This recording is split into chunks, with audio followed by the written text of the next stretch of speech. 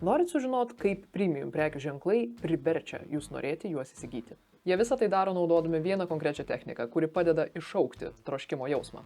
Troškimas dažniausiai atsiranda tuomet, kai beveik, bet ne visai galime kažką turėti. Dėl to įprastų ne-premium prekių ženklų produkciją mes dažnai matome įamžintą mums pažįstamuose pasauliuose, tokiuose, kuriuose galime įsivaizduoti save, kurie mums yra artimi. Štai kad ir šie pavyzdžiai, iš esmės juos žiūrėdami mes galime įsivaizduoti, kaip ten patektume ir ką ten veiktume.